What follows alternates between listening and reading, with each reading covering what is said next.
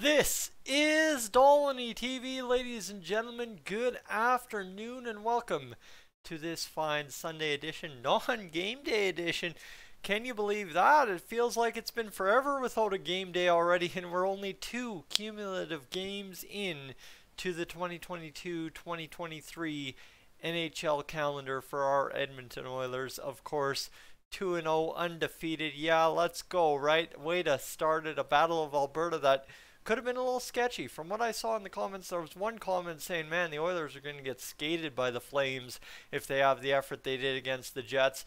And then, oh, just like the Oilers did in the playoffs, 4-1 against the Flames last night. Bang and dusted, baby. I know, you're getting upset. I can tell folks are getting upset just listening to me already being talking like that, because it's just rookie camp means nothing, and it doesn't. The scores, the results don't mean anything. The player results, the player feedback means everything, and what we've gotten from that is huge so far. So yesterday I did a video talking about Holloway, Bourgault, and of course Broberg, and now what I want to do is touch on two guys that, well, are going to be pretty big parts of this Oilers team at times this year should issues arise within the organization in terms of injuries. Who am I talking about? James Hamblin and, of course, Mr. Noah Philp. Those are two players, right? Both, I believe, 23, 24 years old, who are going to be counted on if things go sideways at the pro level for the Edmonton Oilers at some point this season. Now, over the past 2 years, for the better part, the Oilers have either had a stud rookie to plug in when there's an injury, or B, just really not had those substantial injuries that really end up costing you a season, right? We have not had a season derail because of injuries so far in the past couple. So this year, of course, 2 out of 3 ain't bad, but it's that third one that can bite you, right? And for the Oilers, if they can avoid that this year, all good. If not, the past years under Ken Holland have really allowed us to build what we're looking for in that event, right? Last year, to a degree, even having Broberg in there, having guys like Brad Malone still around, all that really came to help for the Oilers towards the tail end of the year. However, now you look at it, kind of this new crop of guys that are going to be bubble players probably their entire career, unless James Hamblin can really figure something out at the pro level. I don't see him right out of the gate being that guy that once he's up for good, right? That's not what I'm looking at out of James Hamblin, because simply put, Tyler Benson wasn't that guy so far to his point in his career. So you're talking about oranges to apples there in terms of how they've come up in the NHL world. But for James Hamblin, he's a guy who is a solid producer at the AHL level. And then secondary, you've got a guy in Noah Philp who is looking like a man amongst boys, because he simply is at the Young Stars Classic, but a guy who, right, slots in on that depth chart as a guy who more than likely, because of age, because of talent, because of everything that he brings to the table, could very well be one of those 2 gamers for the Oilers at some point this year. And that's one part about the NHL and one part about being a hockey fan that I think the most casual people miss, is that every year you're going to have usually 3 to 5 guys that come up and play 2 to 3 games a piece for you. That's just the way the NHL works. Now obviously you don't have injuries, you might only have 2 or 3 of them do that. Obviously, if you have a stud rookie come up, he might only have been expected to play 2 or 3 games, and he ends up playing 40, that kind of stuff. Obviously, guys lose jobs even if they don't get injured, but what I'm getting at is you got to have your depth around. And for the Oilers, this is what Ken Holland was talking about in the intermission interview with Bob Stauffer last night, is it's going to be one of those things for the Oilers. They necessarily have to have those guys on standby simply because of the salary cap issues.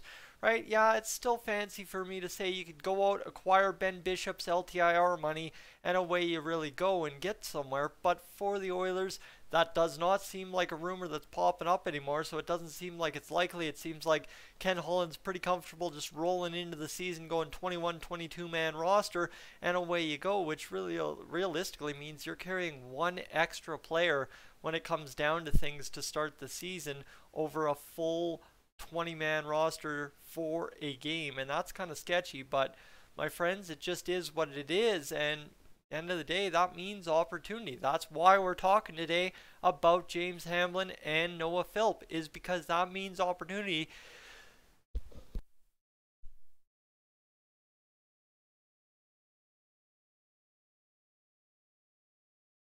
For guys like that, it simply put means opportunity for guys like Noah Philp and James Hamblin, who have cheaper contracts, who are going to be able to slot in there and give you replacement level hockey in case of injury. And this is almost to a discredit against the bigger guns we have down in the minors this year, in terms of a guy like Xavier Bourgault, who may not start the season with the Oilers, but will get called up at some point. A guy like Carter Savoy, who very well could come in and just blast it for them. And